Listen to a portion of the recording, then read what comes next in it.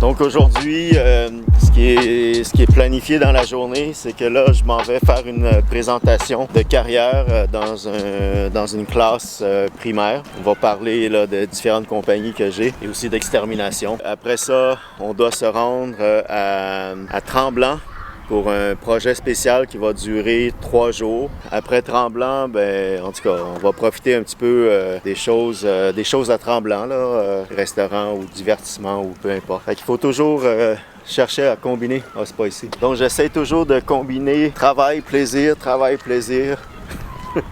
parce que sinon on va tellement s'ennuyer puis on va trouver la vie plate.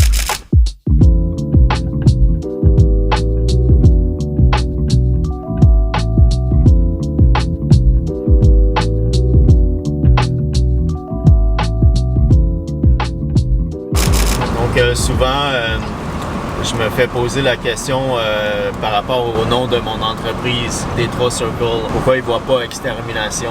Plusieurs compagnies définissent leur entreprise uniquement ou strictement qu'au service d'extermination. Alors que nous, T3 Circle, notre approche est plus clé en main. Mais à la base, T3 Circle, c'est vraiment ça. On est, oui, une compagnie qui offre des services d'extermination, mais le fait qu'on a un bon réseautage, on peut vraiment prendre en charge les dossiers du client. Ça permet au client d'avoir moins d'anxiété, moins de casse-tête, parce que quand c'est des situations de crise, là, t'as pas toujours toute la tête froide, tu t'as pas le temps émotionnellement de courailler d'autres experts, d'autres entrepreneurs, tu sais. C'est ça qu'on offre comme service.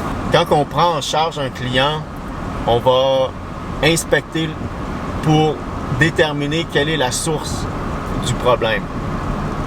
Donc, je vous donne un cas. Là, c'est la période là, des fourmis charpentières. Là. On est en fin d'avril, début mai. Le beau temps commence à arriver. Donc là, juste comme aujourd'hui, là, j'ai reçu à peu près pas loin d'une dizaine d'appels pour les fourmis charpentières. Donc, pour vous donner l'exemple des fourmis charpentières, là, nous, notre approche, là, c'est de s'assurer là, que, d'abord, il faut protéger la maison en exterminant les fourmis dans vos murs et on attaque sur les deux fronts. Donc, on s'assure que la maison est protégée et sur le terrain, on va s'assurer aussi là, d'utiliser des solutions qui permettent aux fourmis de ramener les appâts pour éliminer la colonie principale. Et on va observer, tu sais, on arrive sur le terrain, on prend le temps d'observer, on va la plupart du temps trouver le nid principal. Et des fois, il y a plusieurs nids aussi, parce que dans chaque nid, dans chaque colonie principale, il y a la reine. Et elle, la reine, là, pendant toute la durée de sa vie, elle, son rôle, c'est juste là, de popper des œufs, là. Okay. Puis ce qu'on a observé sur le terrain, c'est qu'il y avait sur le terrain du client une tracée de fourmis. C'était comme une autoroute là, à 2 voies. Une ligne qui s'en allait vers la forêt, puis la forêt avait beaucoup d'arbres morts, de souches, etc.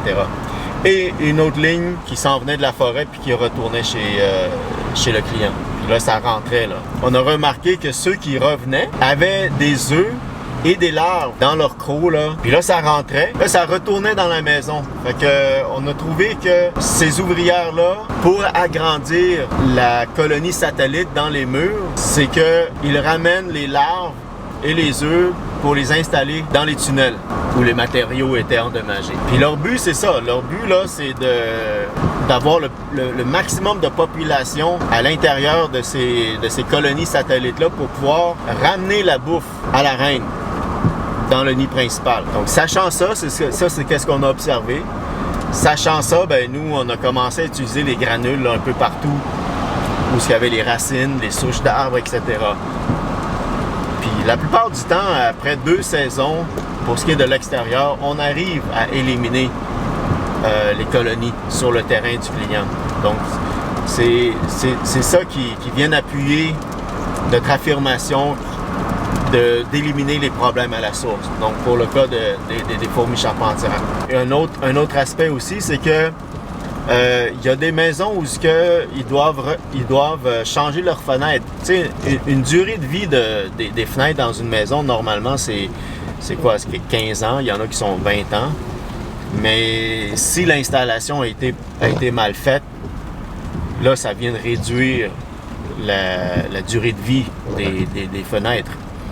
Donc, lorsqu'on constate qu'à l'intérieur de la vitre, là, il y a soit de la buée ou quoi que ce soit, ben, ça veut dire que justement, il y a un défaut, il y a un dommage à quelque part autour des fenêtres. Ça fait partie des choses qu'on va recommander aux clients. Il y a des clients qui ont procédé au changement de leurs fenêtres pour régler justement leurs problèmes à la source. Dans leur cas, ben oui, ça a coûté peut-être 20, 25 000 ou 30 000 là, pour juste changer toutes les fenêtres, mais ça leur a réglé leurs problèmes. Le prix qu'on charge pour les travaux, ben, c'est parce que justement, on prend le temps. Puis ça sert à rien de rusher. On n'est pas là, nous, là, on arrive chez le client, là, c'est pas rush. Chez le client, on prend le temps. Puis un autre aspect qui est super, utile dans notre travail, c'est la communication. Donc, on pose des questions aux clients, ils nous racontent leur histoire, ils nous disent des choses qui nous aident justement dans notre travail.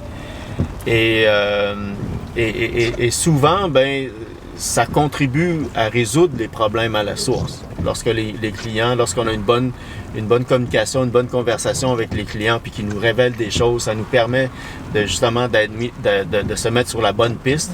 Là, je vous dis pas qu'on est les seuls à avoir cette pratique-là.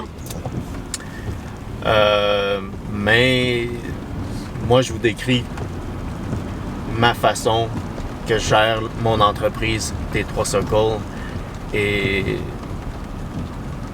la mission derrière notre engagement qui est de régler les problèmes à la source.